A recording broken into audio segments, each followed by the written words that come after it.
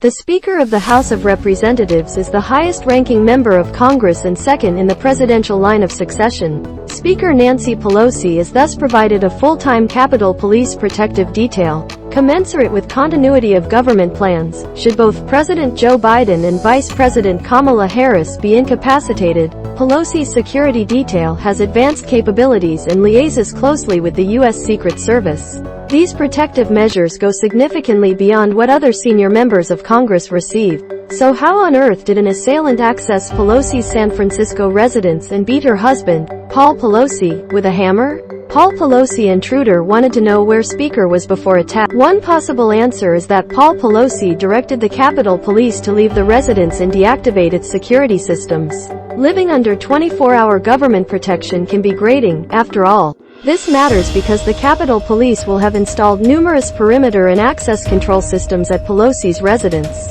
It's standard procedure for senior U.S. government officials under protection. Still, these security efforts are not supposed to stop simply because a protectee such as Speaker Pelosi is not in residence at any one time. A potential assailant might seek to use the absence of their prospective target to conduct reconnaissance for a future attack.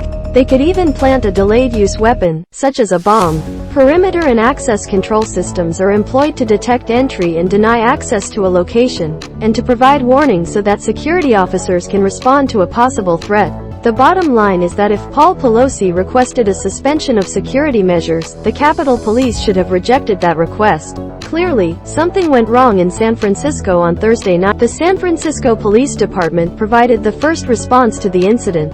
Its officers arrested the suspected assailant. More ominously, NBC News reports that the assailant shouted, "Where's Nancy?" as he attacked Paul Pelosi. The Capitol Police must thus urgently answer two main questions. First, what protective systems were employed at the time of the attack? And if they were inactive, why? Were they malfunctioning, and, if so, why weren't those malfunctions detected earlier? Second, why were no Capitol Police officers from the agency's San Francisco field office deployed for protective security patrols? Even the nation's foremost protective service agency has suffered facility security lapses. In 2015, a DHS Inspector General report found that the Secret Service claimed that faulty alarms at former President George H.W. Bush's residence were not a problem because agents and officers were conducting roving patrols. Other incidents have occurred since then at locations under Secret Service protection, including at the White House complex.